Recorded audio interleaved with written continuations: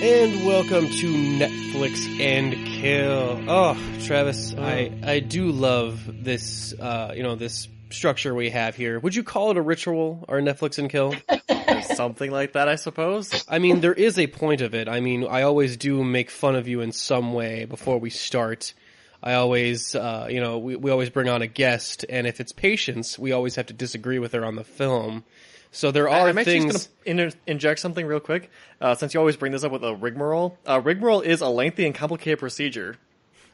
Wow, that fits my preamble Thanks, perfectly. It's glad Travis. I'm glad that, not knowing that word, I'm glad that I've been using it correctly this entire time. Somewhat, yes. But yeah, that's inside baseball for anyone who listens who would be able to listen to any of the in-betweens for when we do recordings and how often I talk beforehand. But who wants to listen to that? No one does. That's why I cut it out. I mean, that's why I cut out half of your dialogue when we do this. Bitch, I'm amazing, so you just cut out all the best parts. But who's cutting out the best parts of this podcast? Why, it's me, Nick, the Merc with a mic, and my fellow Unapologist, Travis. The god of the pod, of course, and we have Patience back on again. Patience, say hi. Hi. Oh my god. Just hi. Just hi. Patience, how long has it been since we've debated a film with you? Oh man, it's been at least a month. Was that far back since Before I Wake? I think Before I Wake, I think was the last one that we did. Mm-hmm. And so I joke, but we were messaging about this film because we didn't quite get to review it at the allotted time we were discussing. So we had some time to go kind of back and forth after we watched it before doing this review. So I found it very interesting because I was like, you know what? I was worried about this one in the beginning, Travis, but I'm kind of liking this film. And then of course I get the message from Patience, oh god, this fucking movie. I'm like, damn it, we're never on the same page. We never are. But what film are we talking about? Well, we're talking about Netflix's The Ritual. So since this is your pick, Patience, would you like to give a brief description of the plot of The Ritual? I would absolutely love to do that, Nick. And just as a side note, we did all agree on Cult of Chucky. Yes, we did. You know what? That's we fair. can. Well, on the film of the quality of Cult of Chucky, there's just no discrepancy there. That's just with something like that. That's like Schindler's List or something. Like everyone agrees that it's a universally beloved film. So are we trying to compare Cult of Chucky to like Shawshank Redemption right now? Yes, That's- I would believe that is. That's a thing I'm currently part of. Now I just want a Chucky film narrated by Morgan Freeman. But That would be great. Man, that's like bucket list right there. So yeah, The Ritual is a British horror film. I mean, honestly, it wouldn't be Patience on Netflix and Kill if it didn't involve either a camping trip or Thomas Jane. Or So, a at couple least killing themselves. Yeah, so apparently I'm at least consistent. So there's a group of friends, they're out partying. One of them gets killed in a liquor store robbery.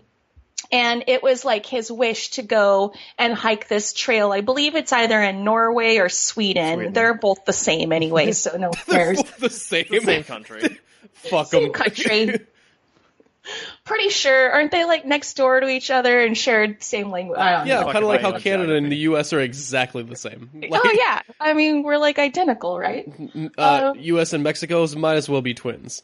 Right? But Thank you. I've been saying that for years. So they go on this, this big long camping, hiking trail in memoriam of their friend.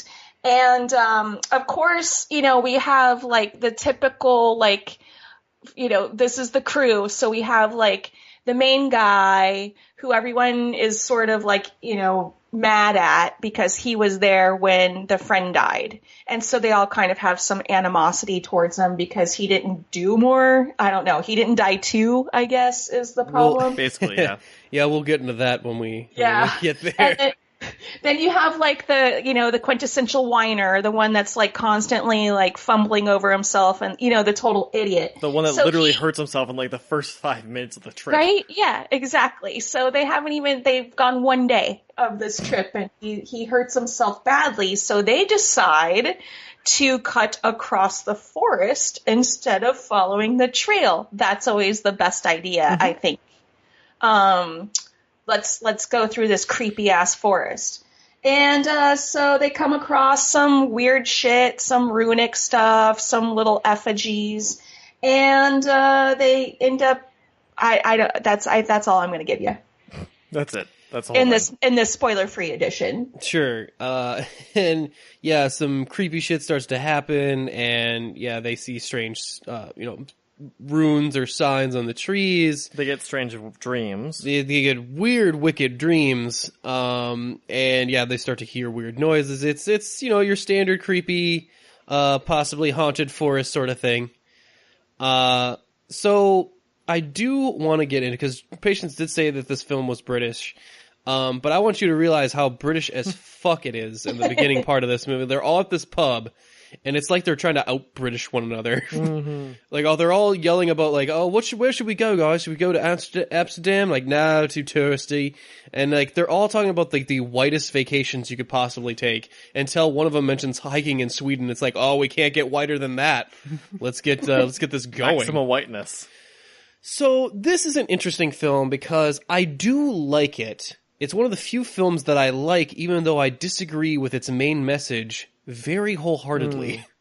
Because, I mean, it's interesting because the opening in which our main character witnesses his friend get killed in this liquor store robbery, they portray it in the film like it's something that he needs to get over, and like he needs to find his power. He should have done something about it. It's like the main thrust of what they're trying to prove. Well, I mean, me and Travis were watching it, and I was very much like, he's holding this vodka bottle like he is going to do something about it. And I'm like, I think my actual words were, don't fucking do that. Yeah, like, don't escalate the situation. You're going to get yourselves both killed. The thing is that all they want from the friend is, give me your ring. Okay, no, you know what? This is so fucking stupid. And I know I'm the one that liked the film, but you know what, Travis? We're gonna play a little role playing here. We're gonna work on our improv. Okay. Travis, I'm so excited right now. Travis, I want you now. We're gonna set you up in a situation. Travis, you're gonna be you. Okay. I want you to portray. Wait, do I have to be me? I want you to be a normal person. Oh, so not me. I want you to portray a normal person in a situation where you're being robbed. What you think you would do in that situation, and then we're going to do what the other guy does, and we're going to compare and contrast, okay? So, first up, you just being normal, what a normal person would do in that sort of situation. I'll be the robber. Okay, ready? Wait, do you have a gun? I do not have a gun, I have a baseball bat. Okay. I could have a gun, you don't know. Okay. It's impossible to tell. Good. Okay. Oi, What? give me your fucking money. What? Give me your fucking money, it's a robbery. No, I'm sorry. I need a transfer. What? Give me your fucking money. I can't understand what you're saying. Fucking yank. This is what I would do. Sorry. Go back to normal person. There's nothing in my wallet. I only have a credit card. Okay, give me your ring. Okay, here. Just don't hurt me. Okay, I respect that you gave it to me and you respected my power, and now I will not, you didn't disrespect me in any way, so I'm going to leave without harming you. Okay. Okay, end scene. So that was pretty good. I feel like Travis really captured a normal person there at the very end. I didn't shit myself, but that was more likely to happen. So what we're going to do now, we're going to do the same scene, but we're going to do what this dumbass does. Okay. Okay? Are you ready? Yep. All right, let's go. Oi, give me your fucking money. No. We don't want any problems here. Just calm down. Did you not hear me? I said, give me your fucking money. I'm not giving you money. Just calm down. Give me your ring, you piece of shit. Give me that ring on your finger. No, this is my grandmother's ring. I will smash you in the fucking head. I'm not giving you my ring. This is way more important than my life. Is this guy really? Is this guy hearing what I'm saying? I'm going to smash you in the fucking head. No, wait. I first have to dramatically look at my friend and beg for help. What are you looking at? My friend's sitting in the corner. What the fuck are you? He's going to hit you with a at? bottle. Are you paying attention to me? Not are you really. Disrespecting me? Bash. And scene. That was so beautiful. For verbatim, guys. also. Completely. I'm serious. You guys missed your calling. That was. I'm touched right now. I am moved. So, here is a big problem I have with this scene is that this dumbass, he does give them this money, but he ends up not giving them the ring. Like, hey guys, we don't want any trouble. Like, what are you doing? Give him the ring. I don't understand. Like, what the fuck? They didn't even say how important the ring was, or was it important to him at all? No, here's the thing, Nick. I think you are fundamentally misunderstanding something. This isn't happening in America. That ring is probably actually worth more than his health insurance. Sure, okay. So there's that. I just want to know. I want to know, like, because we're supposed to be like, oh yeah, his friend totally bitched out and didn't help him, and it's like, no, his friend saw a stressful situation and hid and ran and hid and got away from it. Nick, if I see that thing happen where you're like not giving a robber something, I will hand him the vodka bottle to hit you with. Like, it's not like, and then like, yeah, what are you gonna do? Hit him with a vodka bottle, smash one thing over his head, and then be weaponless for the second guy? Because there's two guys. Well, no, then you have the shiv that you made out of the glass bottle. Sure, but still, then you'd have to be. You have to factor in the point. You'd have to be willing to kill them. Oh yeah, definitely. You'd have to be willing to end a life in order to save yours and your friends' lives for a ring. I mean, the way that I saw it was that he was thinking about it and he was thinking it through, but he just didn't have a chance because they killed his friend before he could, make a move. Mm-hmm. But it seemed to me like he was gonna do something. He was trying to, critical thinking, or I don't know. Well, I think it was metacognition. I first thought like, oh no, he just made the correct decision of not doing anything, and his friend was just fucking stupid and didn't give him the ring. Like, what are you doing? Like, why? I would love for his girlfriend to come up like, oh my god, I cannot believe he died. I just don't understand this world. It's amazing. Like, yeah, the robbers tried to give him his ring. Oh, well, then I understand, because I told him if he was in a situation to never give up that ring. That I'm glad that the ring is still on his corpse. Right. Because that's what I cared about the most. I told him if you ever get in that situation, his life was not important as this ring to me. What? And Travis is right. He keeps looking at him. Like, he keeps looking at him in the back of the liquor store like, what?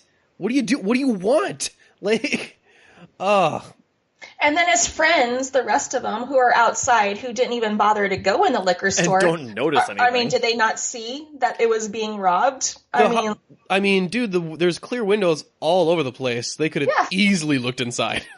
And they proceed to blame him for the entirety of the movie.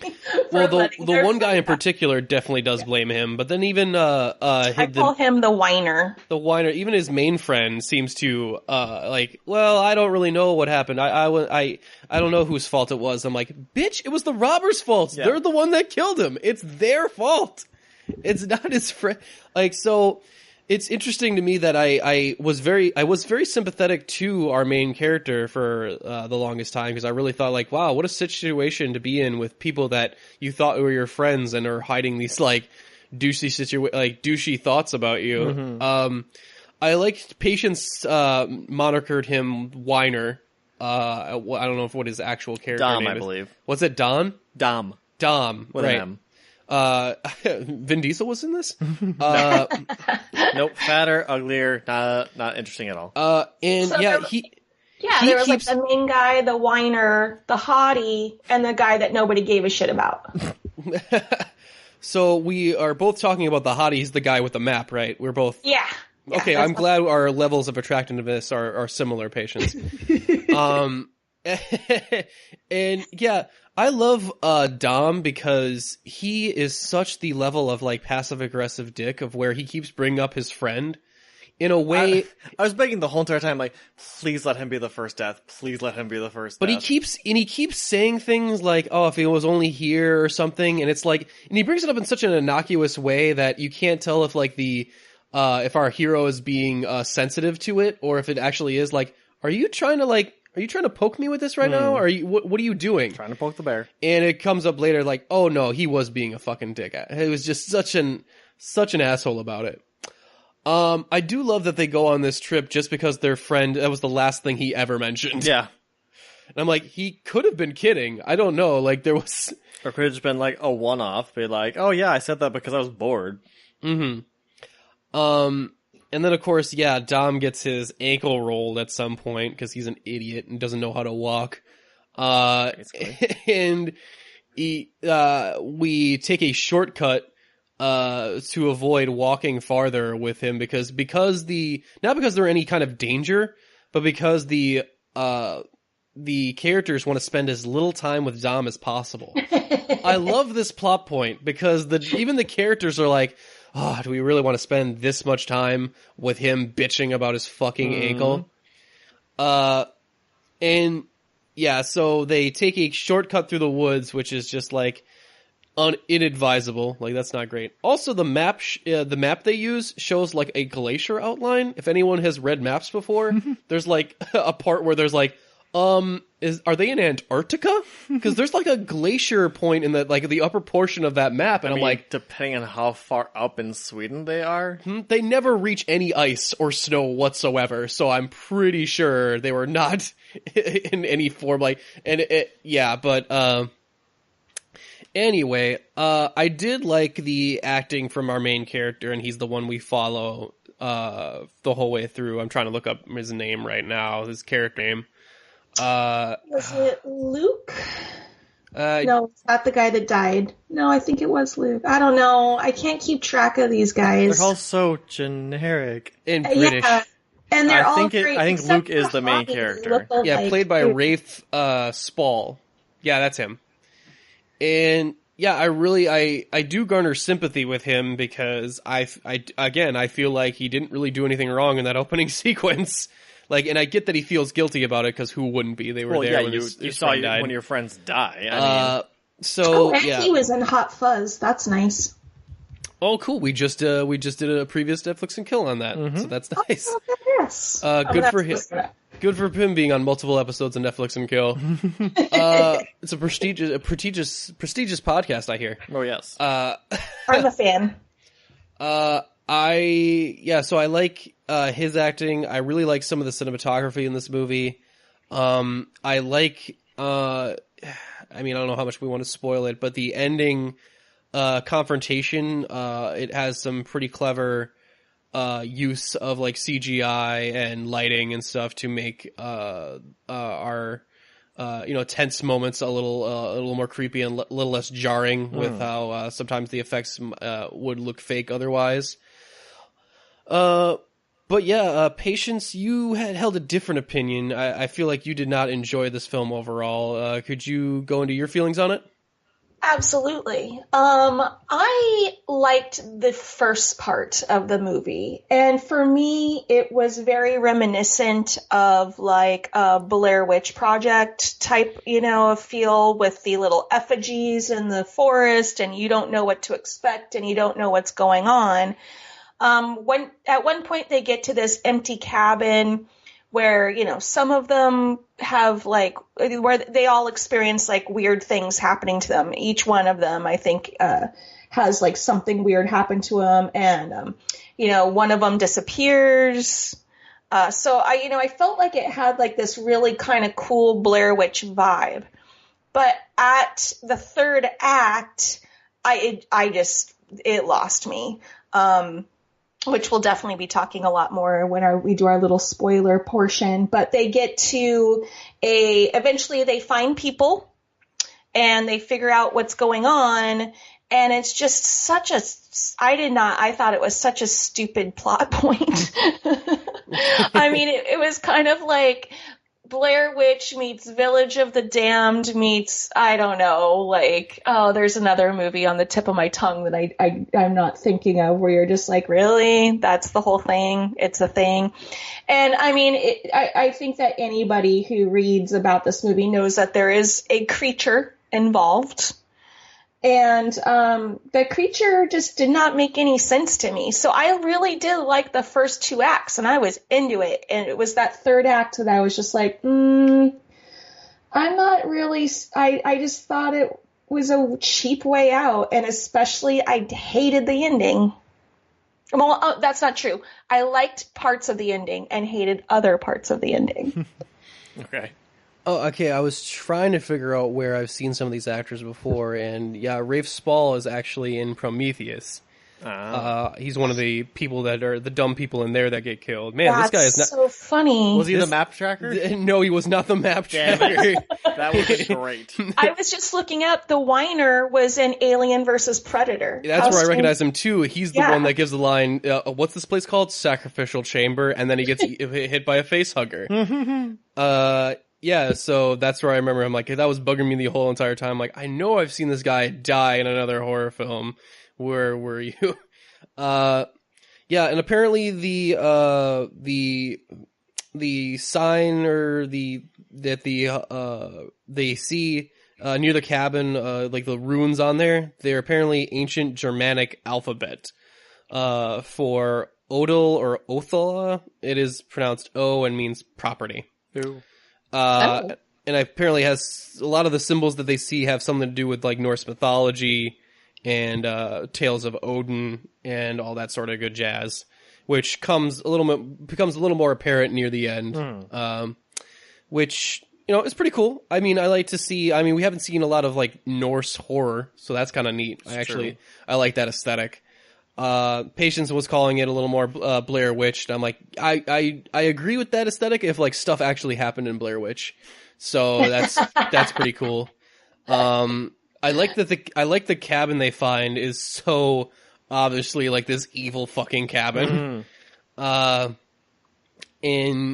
like there's this like headless effigy up at the top of the in the top of the attic, and they send one guy up there to investigate. And it's like, what dicks? Not it. What well, the I mean, fuck? we've already like we know that these guys are a bunch of assholes, and they treat each other like shit.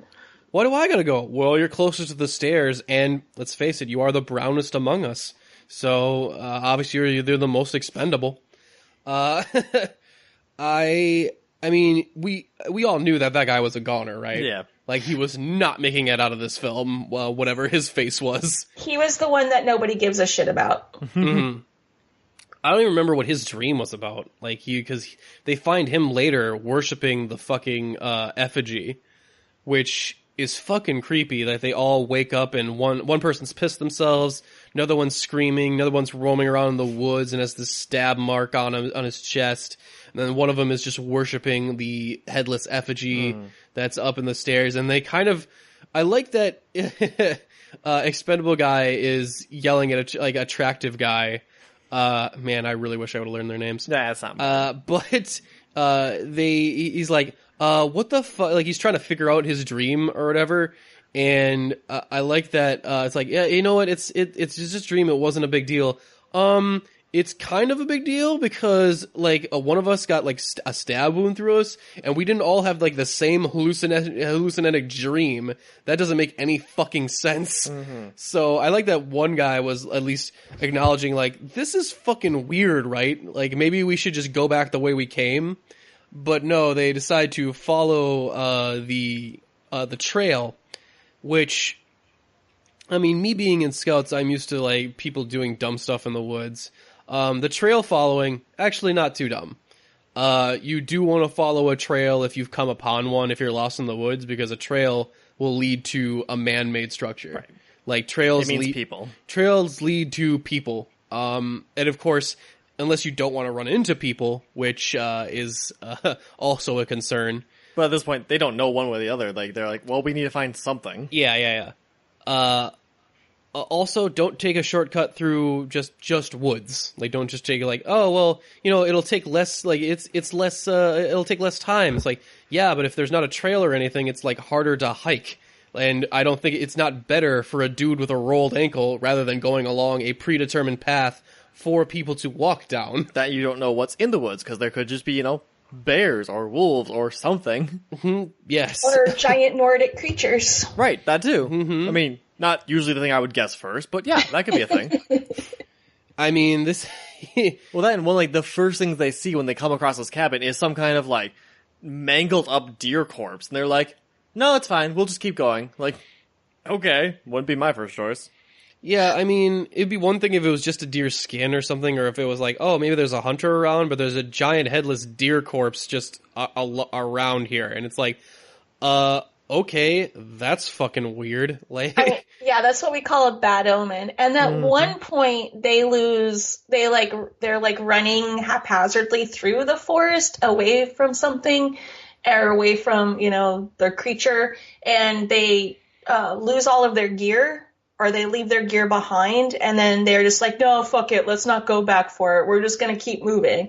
So then they have like no gear. They're in the middle of a forest. They lose the one guy that has the only knife and the only compass. You're just, okay, like you said, it's very British. These people have never been camping in their lives. Yeah, actually, the attractive guy does seem to kind of know what he's talking about. He's got the map and compass, and he seems to be, he appears to be reading it right, even though the map is fucking crazy. So there's that. I mean, this film is actually based off of a novel that was actually written just a few years ago. But it's also like some of the scenes are based off of a 70s horror called Rituals. Weird. Yeah. Or no, 70s horror rituals or something. I'm reading this IMDb wrong. But yeah, so I'm not sure how it adheres to the book, or if like the book goes in a little more detail about the Nordic said ritual that we find out about the end. Because the ritual never really makes full sense to me.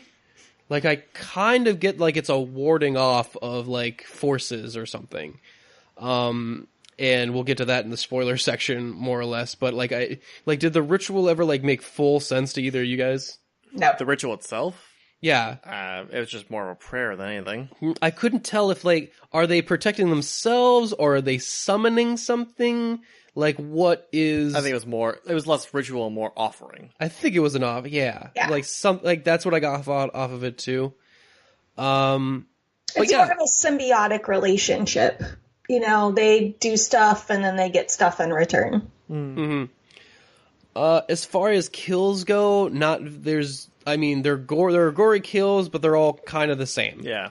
Like, everyone gets the same type of kill that goes on, and that is to be impaled on a tree. Mm-hmm. Like, and everyone gets that treatment. And sometimes you get your entrails ripped out, and sometimes you don't. I don't know. It seems to depend. So, and that has to go with the ritual as well. But it doesn't leave a whole lot of variety for people getting killed, because we usually see it after the fact as well. So if you're looking for, some good gory gooiness, it's not really here. And I feel like they all take place off screen, so you never actually see any of the kills happen. You just see the aftermath, and you're just like, okay. Mm-hmm.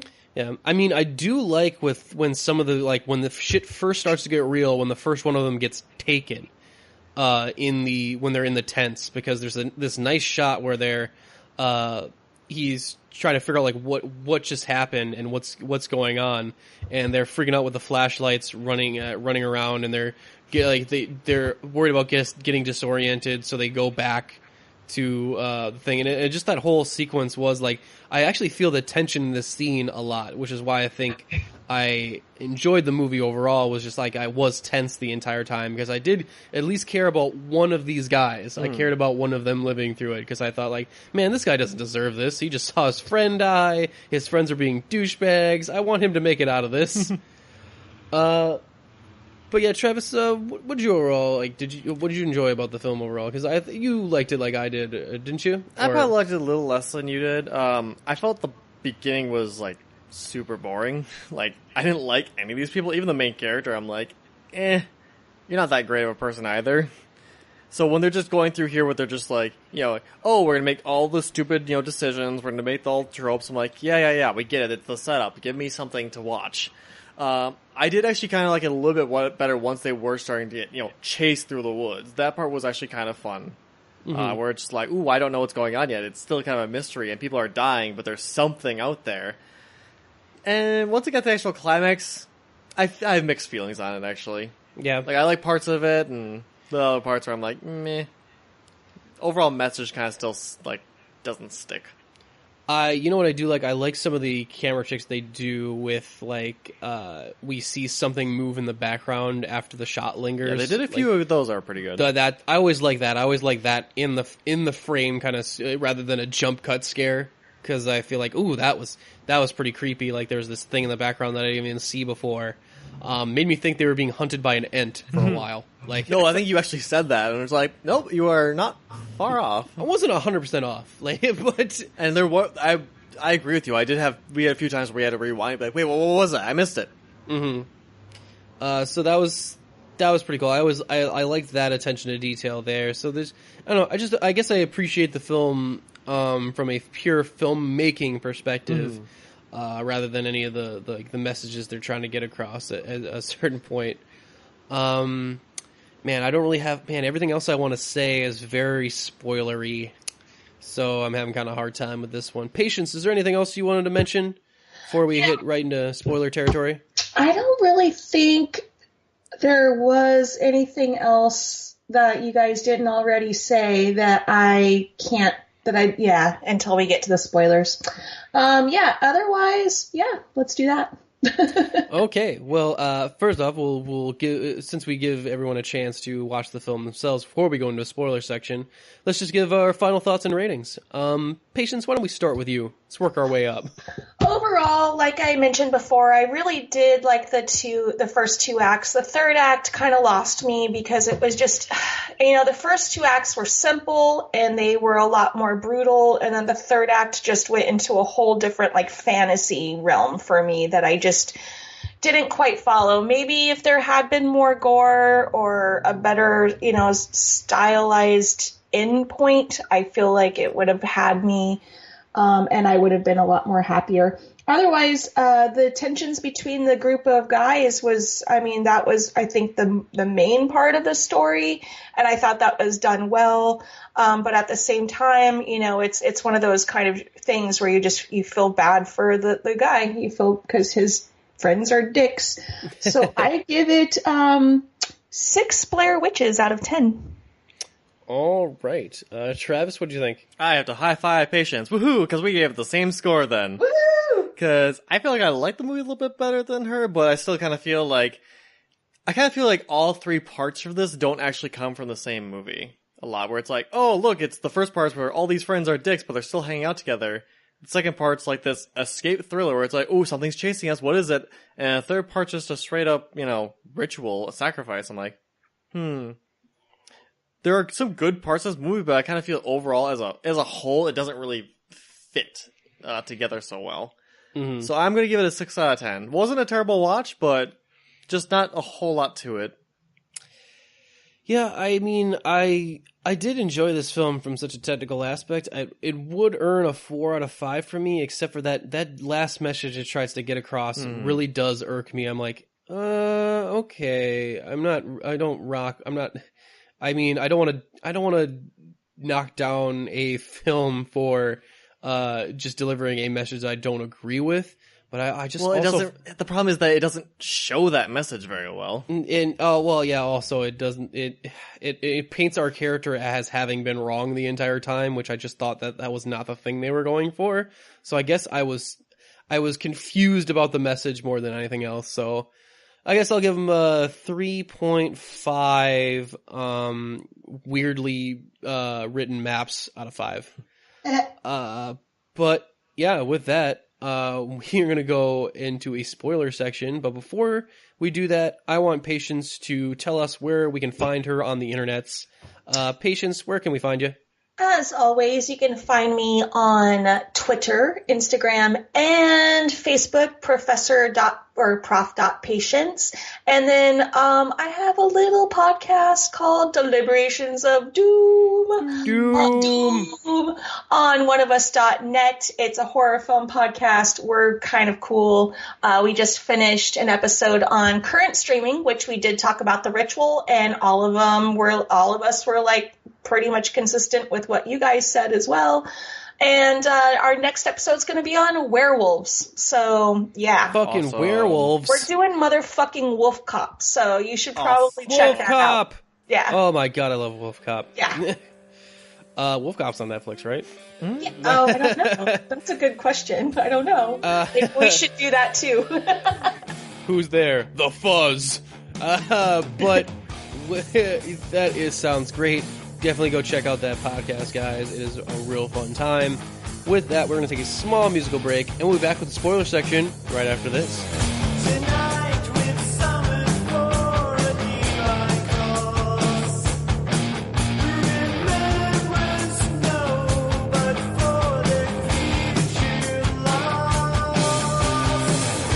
The chapel of ritual smells of dead human sacrifices from the altar.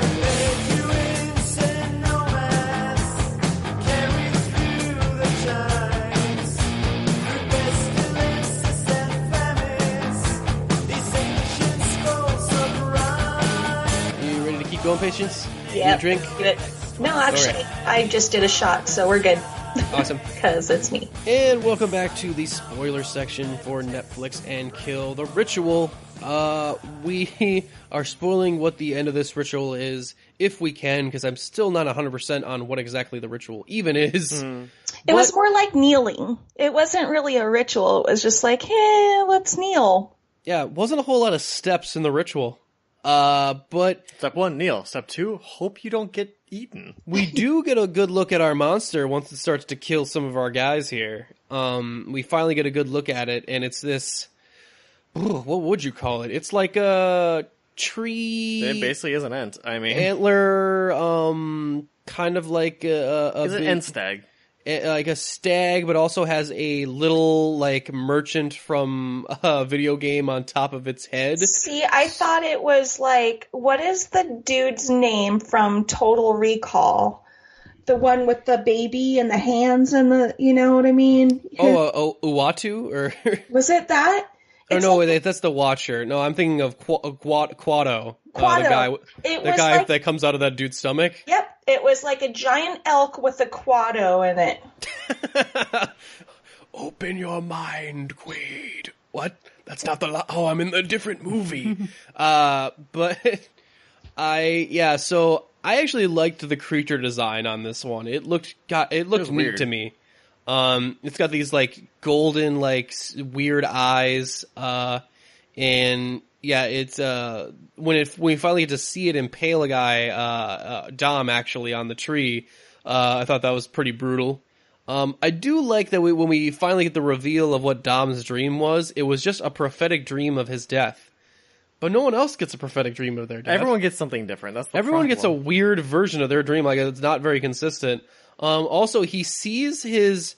Like, I thought, like, oh, we're gonna get through a whole movie, a patience pick, without a relationship between, breaking down between two characters or any relationship drama between, two spouses. And we get, like, the creature disguises itself as his wife, Beth, I think. And it's weird because this is exactly what he described in his dream. And yet he's still like, Beth, what are you doing here? And I'm like, for real? You know this is happening. In the dream, he says, these guys tied me to a stake. I saw my wife, and then they killed me. And it's like, okay, 2 out of the 3. What do you think is coming next? His line shouldn't be, Beth, what are you doing here? It should be, Oh, holy shit. fuck, I'm gonna die. Like, what's the point of having a prophetic death if, like, unless it's just for the audience? Like, look, it did happen. And it's like, well, yeah, you just mentioned that like 3 minutes ago, and then now it's paying off. Like, it's not a whole lot of setup and payoff, guys. Also, why does the creature disguise itself as his wife? I don't know. He's already tied her to the stake, so it's not like it's a big trick or anything. If it would just appear, it's not like he could run away or do anything. So, I don't know, maybe it's also part of the ritual. Someone explain the ritual to me. Maybe it also feeds on fear. The ritual in this movie is explained as about as well as the rules for Mortal Kombat in the film Mortal Kombat. There's just not a whole lot going on with the actual explaining here. I really wish I could do like a Chris Lambert Raiden like accent right now, or impression, because that would be amazing. I told you the third act doesn't make any fucking sense. What are you talking about, the immortal combat or the ritual? I'm always here. Not French enough. Or as Chris Herman would say, birdie, birdie, bird. I like his impression of Christopher Lambert better. But yeah, we before all that shit happens, we meet our locals of this fucking village of the damned in the forest, and apparently they've been living here for a while, and the only reason that they don't get killed by the monster is that they hang with the ritual and do this offering every once in a while. Also, one of our characters got tagged in the chest, which means he's some form of chosen one, I guess, because some of the other people in the town also have a thing on their chest. Never explained that either. But from context, I'm assuming that means he's one of the chosen, he's one of the protected. Which I thought was going to mean, oh, he's one of the only pure of heart or something out of the crew. And Dom's an asshole, so he doesn't get to not be sacrificed because his soul is tainted. At least that's what I thought. But yeah, Actually, I'm actually reading. Have you read the Wikipedia at all on this? I've been trying to read it, but So, according to the Wikipedia, it's actually the creature is a Jotun, okay, which is like, wasn't that a giant in Norse mythology? no, that's a Jaeger. I think Jotun is also a giant, but apparently they provide sacrifices because the god grants him extended life, and he was chosen because he had internal anguish and pain. So because he watched his friend die, he was suffering enough that the god chose him to honor it. Cool. Yeah, still doesn't make any fucking sense. I tried. All right. Good. I got it. That's all I got. Good try, buddy. That was one of the things that I had such a huge problem with, is like, okay, so he was chosen because he experiences the feelings of guilt. That's just, okay, whatever. The rest of the guys were just assholes. That's what his dream is all about, because he keeps dreaming about the liquor store, which it's kind of cool to see the liquor store every once in a while bleed into the forest. Yeah. Like, I like that It's a effect. cool shot. I actually really like the dream sequences with him. And yeah, that's what his whole guilt complex is all about. Like, that's what his dreams are always leading him towards. He finally gets out of his confinement by dislodging his hand, or popping his like finger out of its socket or whatever to get out. And yeah, so he burns this shit to the ground, and he's like, yeah, fuck all these people. And I do like that the what'd you call it, the Jotun? Yes. The Jotun, even though they're all kneeling and that the other guy set them on fire, he does not give a fuck. He murders one of them like immediately, and it's like, okay, well, so much for that. I mean, the ritual was completed. You got your sacrifice. I'm not sure why you're so pissed. Like, were you living in the house? Like, That was my family home. also, our guy gets his hands on a gun with 2 bullets. Because I mean, it was nice to see that they were practicing safe firearm practices, storing the bullets in a different location than the guns. Well, at first, the gun, like, jams up and misfires into a guy. Yeah, so that was pretty cool. He uses the second bullet on the Jotun, because he just shoots it, and it's like, why even bother? Yeah. That thing is so fucking huge. And, like, this is the point where you actually get to see a good shot of how big this thing is. It's like elephant size. Yeah. So then it chases him down, and we get some more dream sequence with the grocery store, the liquor store. And it's chasing him through aisles of the grocery store and also trees. Like, it's this kind of cool, trippy chase sequence that I kind of like. And then it catches up with him and nails him to the ground and it forces him to kneel.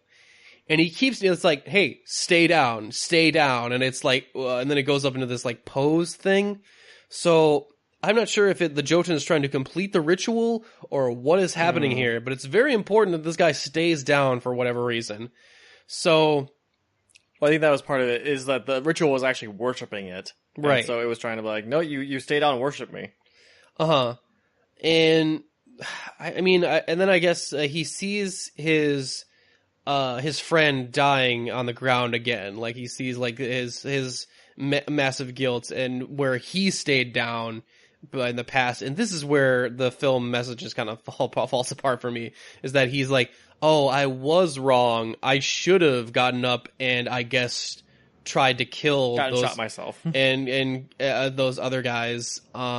Even though that, and then, yeah, so he gets up and what does he like? What does he hit it with a log? Or what did he grab? I forget what he hits it with. What did he fucking hit it with? I remember he hit it with something. Was it like a sharp stick? Did he stab him with? Patience, do you remember? I don't. That's so crazy. I totally cannot remember. An axe. It's something. An axe. Yeah. He hits him with an axe. Or something like that. It's something to do with like he in the dream he grabs the vodka bottle, but in real life he grabs like this axe or whatever. Yeah, he attacks the creature with an axe from the cabin, and then he flees to the tree line. And he flees to the tree line. And he manages to escape, and it's like I do love that he yells at it too. Like it yells at him, and he yells back like "fuck you," no "fuck you." And yeah, he gets away. Happy ending. Credits. Yep. And I was confused because I'm like, oh, are you saying so? Like, oh, he finally redeemed himself because he finally stood up and did something rather than what he did in the beginning of the film was to do nothing. And I'm like, wait a minute, but then he should kill the monster and save himself, because ultimately all he does is he stands up for himself but then runs away again. Yeah, and that means everyone else that might have been living there is dead. The creature's going to go back and kill them all. Because if we take the metaphor to where it was beforehand, it would be like he hit the robbers in the head with the vodka bottle, but then just ran away and left his friend. Yeah, like basically. it doesn't. I mean, I don't expect it to be like a 1-to-1 metaphor or whatever, but it's still like I'm confused as to what the fuck are you trying to say? Like, if you managed to trick his way out and make it be like, oh look, he escaped the physical manifestation of his guilt, that would be one thing. But I really wish the friend had not been so stupid and not given him of the ring. I wish the friend had cooperated and they had just killed him anyway. And then it would have been like, oh shit, maybe I really should have helped him out. Cause if his friend had, done everything right and still gotten killed, but they make it in such a way where I'm like, no, your friend fucked up and got his ass killed because he didn't want to give up his ring for some stupid fucking reason. And I really wish they would have changed that part of it to make a little more sense to me. Yeah. I still wouldn't have fully agreed with it, because it's like, well, yeah, don't run out there and be a hero. That's a good way to get everybody murdered. But yeah, I don't know. Patience, you were not a big fan of the third act as well. Were any other logical inconsistencies or anything else you wanted to point out? There was actually a couple of things that I did like about the third act. One of the ones that I liked is at one point he escapes and he's trying to make his way through this, village or cabin or whatever. And he comes across this room that's full of like backpacks and tents and you have like this Wolf Creek or, House of Wax moment where you realize, oh my gosh, how many other people have gone through the same thing that me and my friends went through. And then you do see another girl who has the same, I thought it was a bite mark, on her chest. And you're like, okay, this woman has obviously been through the same thing that he's been through. And she chose to, worship, the creatures so that she could have eternal life. And that's what this whole entire last act is about. You find out that the town is inhabited by these pagans who worship the creature and make sacrifices to him or it, and in return they receive, eternal life. But you got that too? Like I also thought they might be like immortals. Yeah, no, they basically say that. They definitely say that. Because otherwise I was like, how have they lived this long with like out just inbreeding the entire time? But then they did allude. I'm like, oh no, wait, these people have like lived for thousands of years because of this ritual. And they capture people from the outside that go through the stupid forest. But then you have this cabin that's full of these like mummified people, and you're like, is that really worth it? I mean, is that your end point? Like, that's how, I mean, I know that they were trying to be like, oh, that's how long this has been going on, that these people are practically mummified at some point because they've lived so long. But, you know, What me, kind of it's life like, is I mean, that? is that really, like, do I really want to live that long? That I'm like a husk of a person? So that was kind of weird to me. At one point, the whiner sort of kind of redeems himself. He comes back from being tortured, and the hero is like, are you okay? And he's like, no, I was tortured, for fuck's sakes. I'm not okay. Like, and then he dies. But, Redeeming quality right there. yeah, I mean, but he kind of grows a set of balls there at the end, at least. And then we do realize at some point his leg really is fucked up. So he was being a whiner, but not, I mean, he was fucked up. So I think they tried to like give him some redeeming qualities. I really like how the protagonist, he like just straight up punches this old lady out. Yes. Like- Yes, that was awesome. That was my favorite fucking moment of the climax. I'm so glad you reminded me of it, because he's sneaking around trying to get away, and we see the woman when he's walking around near the stairs. He punches her out. Me and Travis both burst out laughing. Funny So scene. great. Yeah, I mean, that was like one of my favorite moments. But then and then the creature's like eating people, and he could have totally gotten away at that moment, and he's like, you're not paying attention to me, creature, and decides to try and shoot it with the shotgun, and I'm just like, dude, just fucking leave. Like, the Right. creature's not even, like, he's eating. He's eating Not even his focusing on you.